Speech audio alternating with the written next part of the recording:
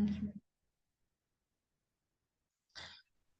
Hanımlar və bəylər, indi ekranda qoşuram sizin üçün.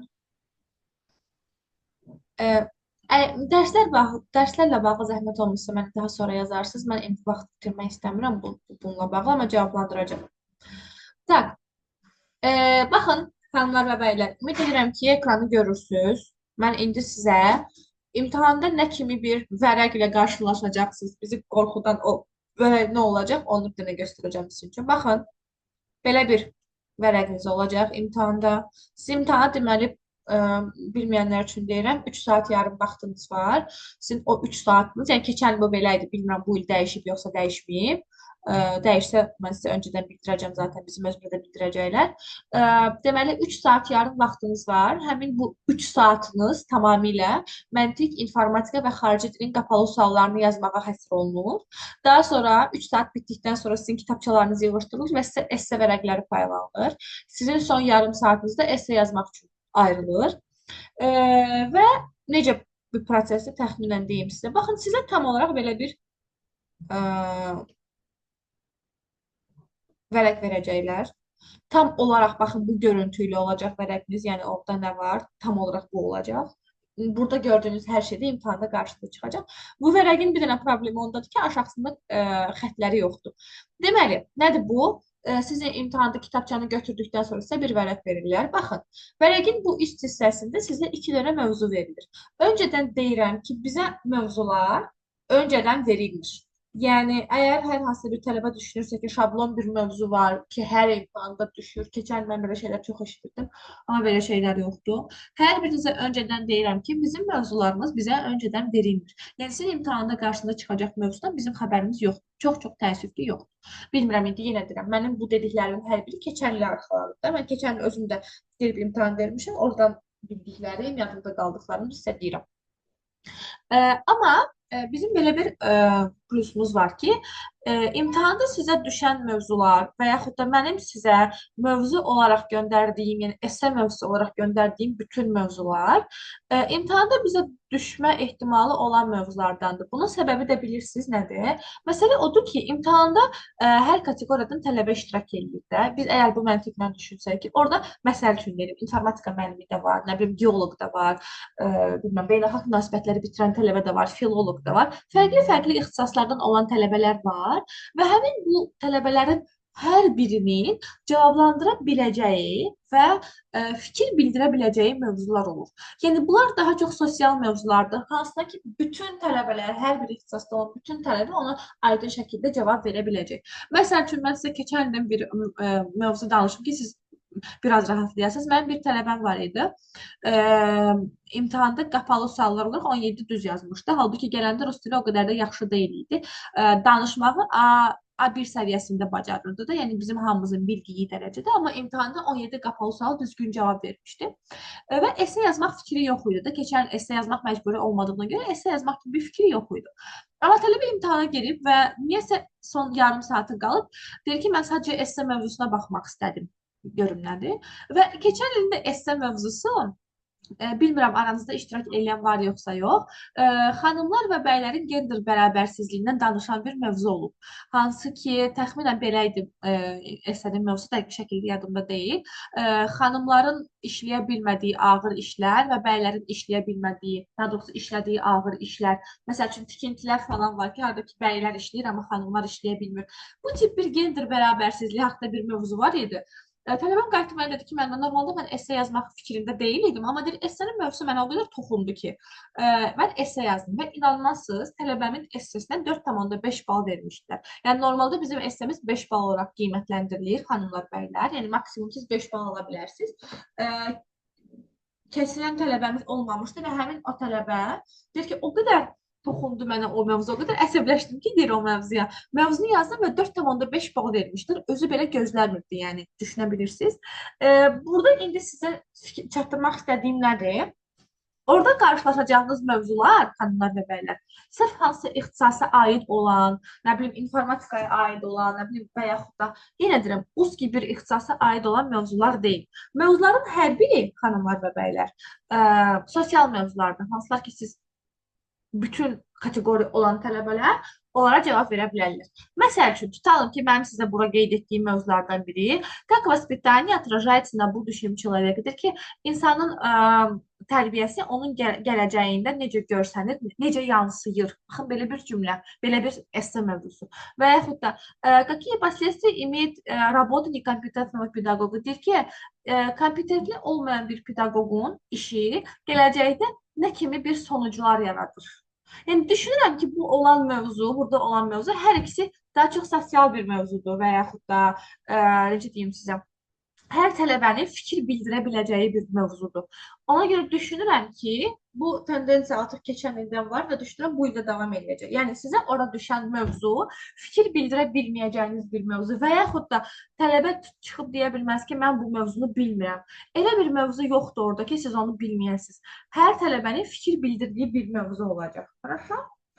Təxmini burada işlədiyimiz mövzular düşə bilərmi? Bunu sizə deyə bilmərəm, burada işlədiyiniz mövzular düşə bilməzmi, düşə bilərmi, yoxsa düşə bilməzmi? Mənim sizə yazdığım mövzular tamamilə mənim fantaziyama arxalanan, mənim qəbulda gördüyüm, sınavda gördüyüm mövzulara aid olaraq yazdığım mövzulardır da, belə deyim sizə. Və yaxud da danışıq tələbələrimizin dilini inkişaf elətdirmək üçün yazdığımız mövzular da ola bilər. Bütün mövzuları dəyişib çalışmışam ki, ora uyğun olaraq gətirim. Ola bilər ki, mövzu olaraq eyni tip mövzular düşsün, çıxsın qabağınıza və yaxud da tutalım ki, mən burada yazmışam ki, как воспитание отражается на будущем человека. Orada yəni ki, tərbiyənin gələcəkdə necə yansımasından danışır. Ola bilər ki, orada sizə məsəl üçün tərbiyənin hər hansısa bir başqa sferasından danışa bilər və yaxud da başqa bir məsələsindən danışa bilər. Oxşar mövzular düşə bilər, eyni mövzular düşə bilərmi, düşə bilməzmi? Bu inanın mənə 50-50-dir. Çünki yenə deyirəm, mənim sizə bura yazdığım mövzular sadəcə demin mövzularına aid olaraq mənim TQDK sınağında və imtahanında gördüyüm mövzulara arxalanıb yazdığım mövzulardır. Bu sadəcə mənim fantaziyamdır, belə deyək. Məsələn, müharibə, uşaq hüququ, bayram düşə bilər. Bayram deyə bilmərəm, çünki biraz sosial bir mövzu deyil, amma uşaq hüququ ola bilər. Müharibənin də konkret olaraq hər hansısa bir müharibədən danışacağını düşünmürəm. Amma elə bir mövzu ola bilər ki, tutan ki, ümumi müharibənin sonuçları haqqında mövzu ola bilər ki, tutan ki, müharibə nə kimi bir sonuçlar gətirir və yaxud da tutalım deyirəm, siz müharibə dövrünü keçdikdə biz sizinlə, siz o müharibə dövrünü necə hiss elədiniz? Elə bir mövzudur ki, məsələn, ümumi hər hansısa bir tutan müharibəni götürsəz, məsələn, 2-ci Dünya müharibəsini deyək də, ona tarixçi çox möhtəşəm şəkildə cavab verə bilər, məsəl üçün. Amma filoloq elə möhtəşəm şəkildə cavab verə bilməz, texnik vəbşə cavab verə bilməz, çox az bir məlumat olacaq.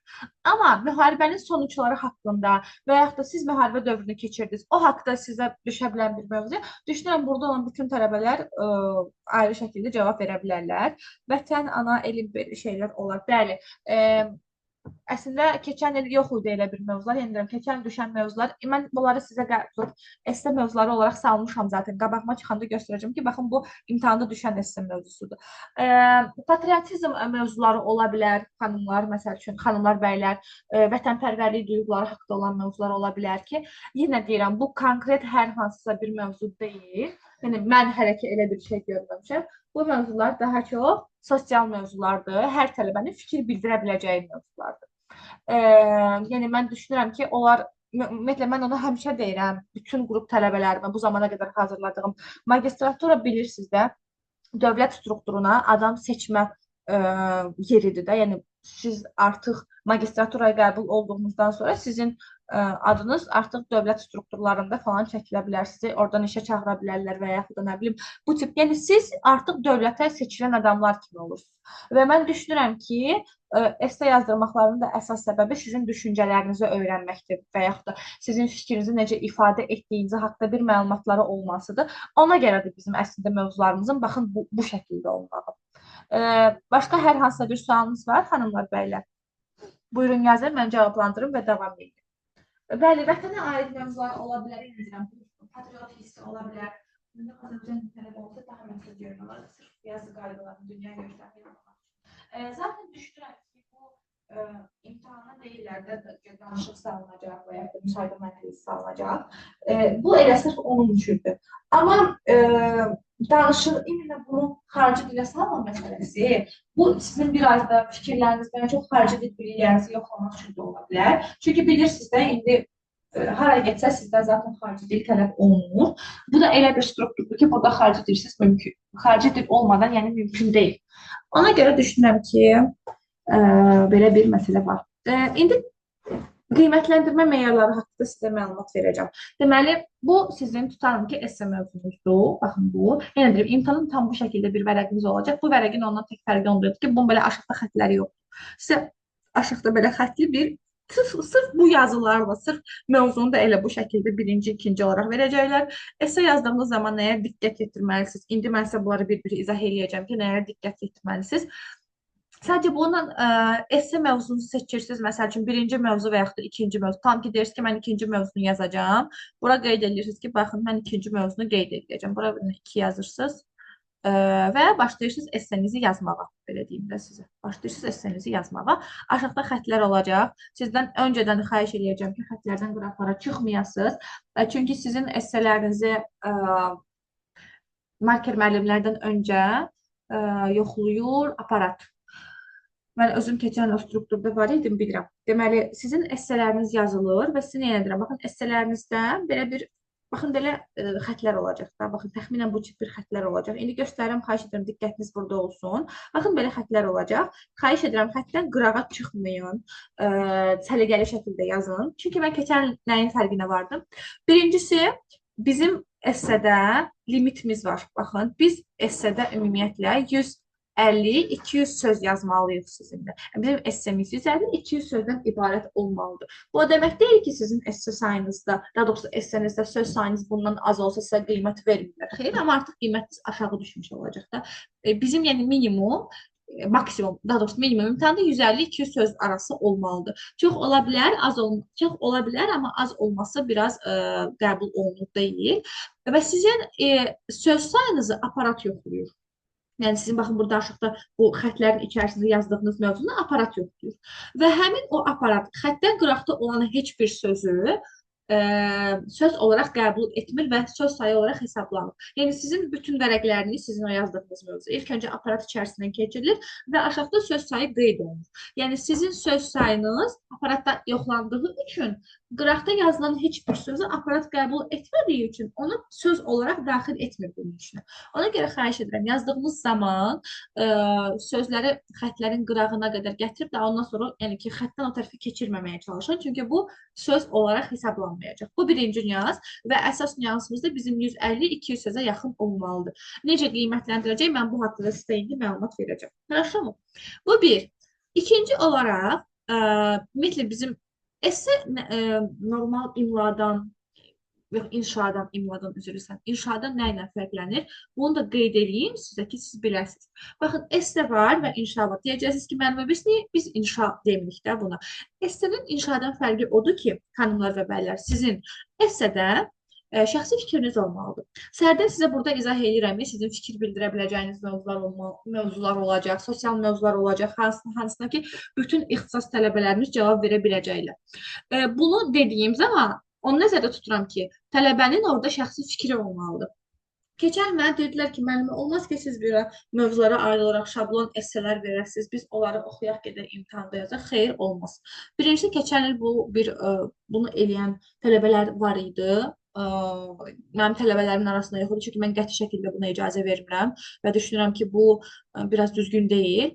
Amma məsəl üçün ingilis dilində və yaxud digər fənlərdə və yaxud digər mənim rus dili müəllimlərimizin arasında bunu edən var idi və inanın heç biri uğur qazanmayıb, heç bir tələbə imtahandan essəyə bal alıb çıxmamışdı. Yəni düşünürsünüzsə ki, məsəl üçün nə mövzudursa mən orada tutalım deyirəm də Heydər Əliyev haqqında yazım. Biz imtahanda etdiyimiz kimi açıq suallara nə edirdik? Həmişə belə nə bilim, elə bir mövzu yazırdıq ki, müəllim bizi kəsə bilməsin. Burada elə bir şey yoxdur. Mən özüm belə keçən il bu essələrin yoxlanışında iştirak eləmişəm və inanın mənə, mövzudan kənar olan heç bir mövzuya bal verilmir. Bunu sizə kimsə deyirsə, bunu sizə kimsə nə bilim dayatmağa çalışırsa, xahiş edirəm uzaqlaşın bu fikirdən. Ona sərf edəcəyiniz enerjini esse yazmağa sərf etsəniz daha yaxşı olar. Mən bir şablon mövzu öyrənim, dedim imtahanda onu yazın, mənə bal verəcəklər. Heydər Əliyevdən yazsam məni kəsməyəcəklər. Nə bilim dövlətdən yazsam məni belə eləməyəcəklər. Ən azından 0,5 bal da olaraq verəcəklər deyə düşünürsünüzsə, xahiş edirəm bu düşüncələrdən uzaq olun. Belə bir şey yox. Aydın oldu mu bura qədər hər şey? Hər hansısa bir sualınız varmı? Mhm. Varsa zəhmət olmasa yazın, mən də davam edeyim. Ə, deməli, 152 sözümüz olmalıdır və esse də dediyim kimi inşadan ondan fərqlənir ki, mütləq essedə sizin şəxsi fikriniz olmalıdır. Bu şəxsi fikir məsələsinə mən bir daha dönəcəm. Orada bir nüans deyəcəm sizə. Həmin o nüans əsla və əsla olmamalıdır. Və birincilərdən də belə diqqət etməli olduğumuz birinci məsələ də bu essenin strukturu haqqındadır. Ümumiyyətlə yadda saxlayın ki, bir esse ola bilər və yaxud da bu bir inşa ola bilər. Üç hissədən ibarətdir də bizim sizinlə bildiyimiz kimi. Это вводная часть, yəni bildiyimiz giriş hissə, elə də qeyd edəcəm sizə. Вводная часть. Bu bilirsiniz nədir sizə izah edim. Çalışın bundan sonra yazdığınız zaman da bu ardıcıllığa diqqət yetirin ki, mən də bu ardıcıllığın olmasını sizə diqqət yetirəcəm, göstərəcəm sizə ki, imtahanı da eyni bu şəkildə yazsaz bal alma ehtimalınız daha çoxdur. Deməli, nədir bu vurmaya çəz? Məsəl üçün deyirəm ki, tutalım. Gəlin, elə baxın, bu mövzuda göstərim sizə. Baxın, və yaxud da yeni bir mövzu yazım sizə. Tutalım ki, belə bir mövzu yazım ki, в чем смысл жизни?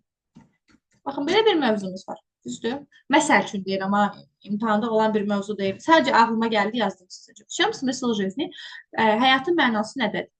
Mənim bu essemin birinci olaraq vvodная часть olmalıdır. Giriş hissəsi olmalıdır. Mən təklif edirəm ki, giriş hissəsində hər zaman esse mövzusuna arxalanasınız. Nə deməkdir bu esse mövzusuna arxalanasınız? Məsəl üçün bizim bu mövzumuz var və yaxud da məsəl üçün bizim burada yuxarıda sizə qeyd etdiyimiz mövzulardan biri var. Tutalım ki, tutalım vоспитание məsələsi də. Tərbiyə məsələsi.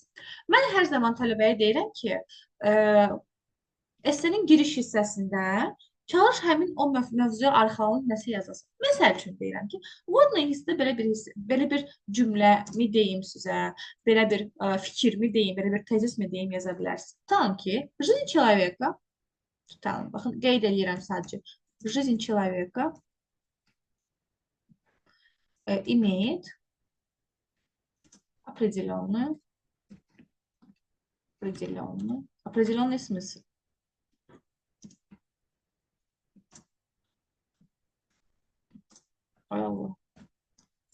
Определенный смысл. Это может меняться в зависимости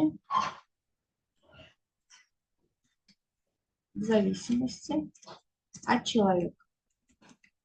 Tamam, baxın, belə bir cümlə yazdım sizin üçün. Deyir ki, insan həyatının bəlli bir mənası var və bu dəyişə bilər insandan asılı olaraq. Yəni, hər insan üçün həyatın mənası fərqlidir. Baxın, sizin belə bir giriş hissəniz ola bilər. Tutalım, biz sizinlə deyək ki, mənim giriş hissəm 3 və yaxud da 4 cümlədən ibarət olsa, nəzərə almış olsaq ki, bizim 150 və yaxud da 200 sözümüz olmalıdır əsədə. Çalışın ki, bu təxminən deyim də, əgər nəzərə alsaq ki, bizim hər cümləmizdə bir 10, 15, 10 sözümüz olacaq, məsəl üçün, və yaxud da 8-9 sözümüz olacaq, artıq cümlə uzunluğundan nəzərə alaraq, sizin imtahanda ən azından bir 10-12 cümləniz olmalıdır essedə. Yəni, 10-15 arası bir cümləniz olmalıdır da, belə deyək sizə. Çalışın bunun 3-4 cümləsi, məsəl üçün, keçən tələbələrin daha çox 2-3 cümlə yazırdılar, çünki biraz çətinlik çəkirdilər bu giriş hissəsini yazmaqda. Deməli, baxın, belə bir vvodная часть olmalıdır, giriş hissəm olmalıdır, mütləq və mütləq. Bu oldu mənim birinci abzasım. Giriş hissəm oldu mu birinci abzasım? Baxın, mənim burada belə bir qeydim var ki, mütləq və mütləq abzaslara diqqət olunmalıdır. Diqqət olunmalıdır. Yəni, giriş hissəniz ayrı bir abzatsdır və yaxud da ikinci əsas hissəniz ayrı bir abzatsdır və sonuç hissəniz ayrı bir abzatsdır. Yəni ki, xahiş edirəm ki, buna diqqətli yanaşırsınız. Anlaşıldı mı?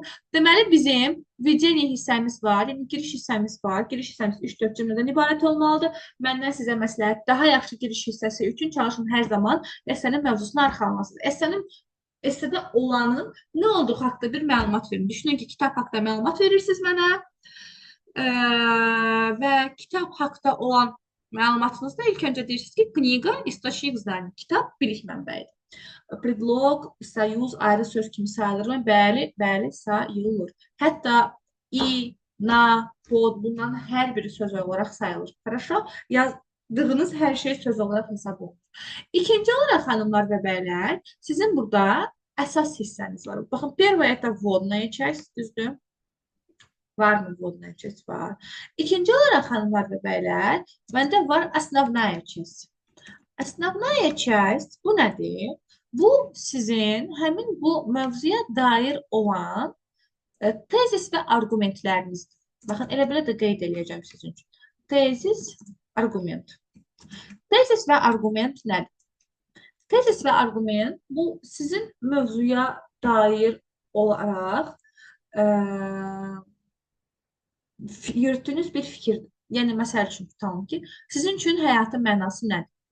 Və yaxud da tutalım deyirəm ki, hər hansısa bir məşhur adam var, məşhur bir tutalım ki, Aristotel var məsəl üçün. Siz hardasa oxumusunuz ki, Aristotel üçün məsəl üçün ən həyatın mənası bundan ibarətdir. Məsəl üçün deyirəm də, onu qeyd edirsiniz. Yəni, bu hissədə tezis və arqumentiniz olmalıdır. Yəni, mövzu haqda hər hansı bir fikir yürütməlisiniz. Bu olur sizin tezisiniz. Arqument hissəsində həmin o tezisinizi əsaslandırmalısınız, xanımlar və bəylər. Ümid edirəm sizə fikrim aydın oldu. Və nəzərə almış olsaq ki, основная часть, yəni əsas hissə, sizin fikir bildirdiyiniz, tezis və arqument yürütdüyünüz əsas hissə bizim üçün ən vacib hissədir. Bu, ən çox cümlə sayını tuta bilər. Yəni, sizin ən böyük hissəniz, baxın, bu olmalı. Ümumi fikir nəticə hissəyə salmalı deyilik. Nəticə hissəsinə hələ gəlməmişik yaxın. Ümumi fikir yox. Mənim sizə burada izah etdiyim giriş hissəsidir. Birincisi bu giriş hissəsidir. Bu ikinci əsas hissədir. Burada tezis və arqumentinizi qeyd etməlisiniz. Hər hansı sizə verilən mövzu ilə bağlı olaraq çalışın ən azından iki fikriniz olsun. İki fikrin də sizə aid olması mütləq deyil. Bu sizin yaxınınız da olmuş ola bilər. Bu və yaxud hər hansısa bir hardansa əldə etdiyiniz bir məlumat da olmuş ola bilər. Çalışın ən azından iki tezisiniz və iki arqumentiniz olsun. Keçən il niyəsə elə esələr daha yaxşı bal verirdilər. Deyə. Kitab bilik mənbəyidir və bu tip sayılı cümlələr. Mən düşünürəm ki, o giriş hissəsində olsa daha yaxşı olar. Siz kitabı bilik mənbəyi olduğunu cümlənin sonunda verib də cümlənin əvvəlini necə kitab haqqında danışa bilirsiniz? Elə bil ki, Sabina haqqında danışmayıb, Sabinanın məktəbə getdiyi haqqında danışırsınız. İlk öncə Sabinanın kim olduğu haqqında məlumat verməlisiniz, nə olduğu haqqında məlumat verməlisiniz, daha sonra artıq onu əsas hissədə bildirməlisiniz. Ümid edirəm ki, bura qədər fikrim aydın oldu. Tezis və arqumentinizi də burada qeyd edirsiniz. Əsas hissənizdə, ən böyük hissənizdə bu olmalıdır. Və son olaraq xanımlar və bəylər bizim üçüncü hissəmiz var. Заключительная часть. Заключительная часть. Burada artıq fikrinizi sonlandırmalısınız xanımlar və bəylər. Mövzu haqda olan son deyə biləcəyiniz nə isə tam olaraq burada qeyd edirsiniz. Çalışın bu da sizdə 3 və yaxud da 4 cümlədən çox yer tutmasın. Çünki giriş hissəsində bunu da 3-4 cümlə olaraq nəzərə almış olsa, sizin orada da hardasa bir 7-8 cümləniz olsa, düşünürəm ki, əsas tam şəkildə olacaq. Amma müəllifini yazmasaq olar. Bəli, olar. İndi sırf o müəlliflər falan haqqında məlumat verəcəm. O ayrı bir məsələdir. Sizin şəxsi fikrinizi bildirmə məsələsi var. Və заключительная часть son olaraq bu mütləq olmalıdır və hər biri ayrı abzas olaraq olmalıdır. Вводная часть bu ayrı abzasınız olmalıdır. Birinci tezisiniz ayrı abzas olmalıdır. İkinci tezisiniz ayrı abzas olmalıdır və son hissəniz də ayrı abzas olmalıdır. Aydındır? Xanımlar, bəylər. Varmı hər hansısa bir sualınız? Aha, çox gözəl. Bəli. İndi isə indi dərsdən sonra sizə qiymətləndirmə meyarları haqqında məlumat verəcəm.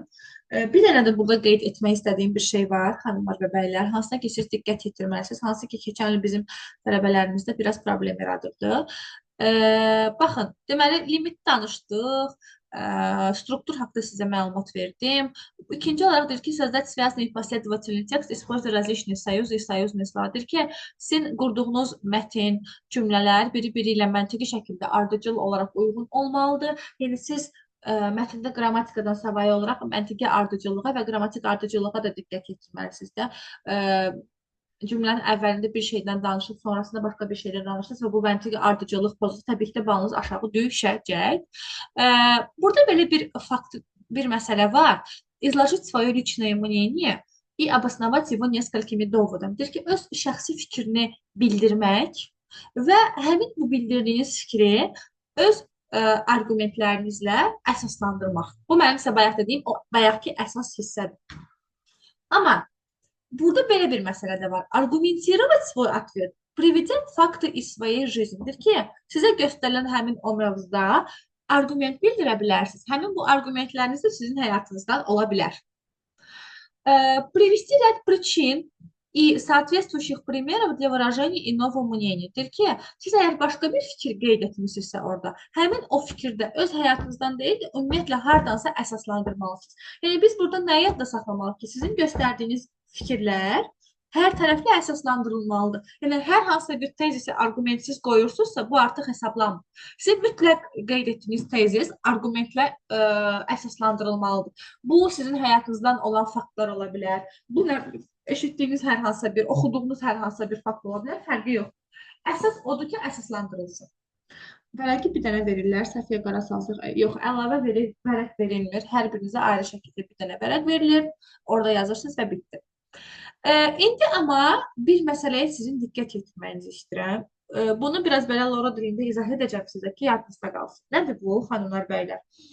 Baxın, sizə burada əslində deyir ki, приводить факты из своей жизни. Yəni ki, öz həyatınızdan olan faktları gətirin, nə bilim, yazın, düzəldin falan filan. Amma xahiş edirəm bu məsələyə belə çoxlu diqqət yetirin ki, problem yaşamayaq. Essənizdə şəxsi heç nə olmalı deyil. Nə mənada şəxsi heç nə olmalı deyil? Məsəl üçün deyirəm ki, tutalım. Sizə müəllim haqqında bir mövzu verib. Məsəl üçün tutalım ki, burada nə verib? Yazıb burada, какие последствия имеет работа некомпетентного педагога. Necə gözəl mövzu seçmişimdir ki, kompetentli olmayan pedaqoqun işi gələcəkdə nə kimi sonuçlar gətirir. Məsəl üçün sizə belə bir mövzu verib də, düzdür. Xahiş edirəm, şəxsi olaraq essənizdə hər hansısa bir pedaqoqun adı çəkilməsin. Məsəl üçün, tutalım, sabah esse mövzusu yazırsınız və esse mövzusunda belə bir şey qeyd edirsiniz ki, tutalım, Educompany təhsil şirkətində və yaxud da Unicode Akademiyada belə bir müəllimə var, Sabina müəllimə, rus dili müəlliməsidir və həmin o rus dili müəlliməsi bizə, tutalım deyirəm ki, onlayn dərsləri kompetentli şəkildə keçmir, yaxşı keçmir, məsəl üçün deyirəm də, belə bir cümlə qeyd edirsiniz.